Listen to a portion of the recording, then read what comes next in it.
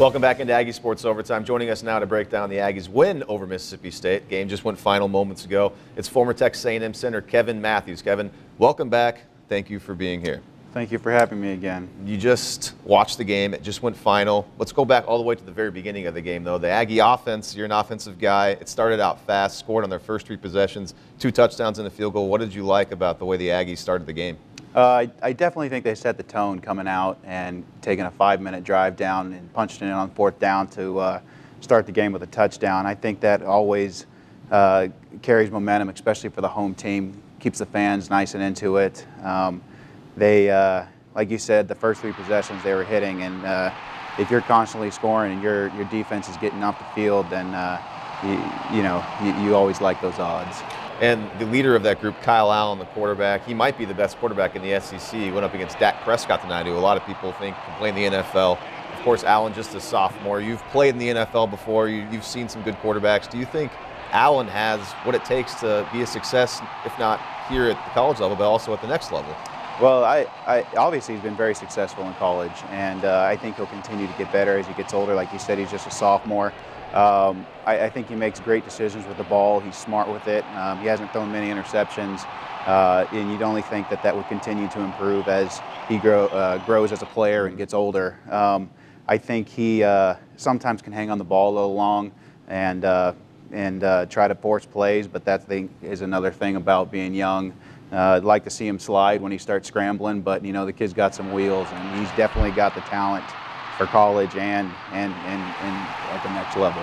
And let's stick with the offense. We'll move to a position that you're very familiar with, the offensive line. It's been a question mark, really going back to the preseason and going into the year. But as far as your perspective, though, what have you seen from the offensive line? Do you like what they're doing? What do they need to work on? What are your thoughts? I think they're starting to gel a little bit better. I know that they shake up on the left side a little bit. Sometimes they rotate the left guard. I think they're trying to find a good fit there. But I think that in the last few games, they've started to really put together some good film, and they're running the ball well. I think they're protecting the quarterback fairly well, and I think they'll continue to get better as they go along. The Aggie defense allowed 17 points tonight to Mississippi State. Dak Prescott, very good quarterback, could have scored a lot of points. They did give up that one big long touchdown run in the first half and then another touchdown run to Dak Prescott in the second half. But overall, it seemed like they played pretty well through 5 games. Are you happy with the way the Aggie defense has played? I think it's been a vast improvement from last year, and our front 7 has been very consistent. Obviously, Myles Garrett's a beast, and he's continued to put up big numbers. I think our secondary had their hands full, but they held strong, and I think they did a good enough job, obviously, to win the game.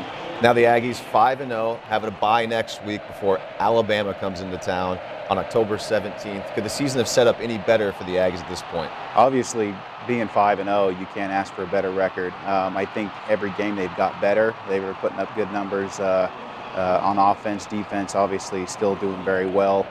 Going into a bye week, especially against a team like Alabama, who obviously had a big win this week, it'll give us time to game plan a little extra and let the guys get their bodies back.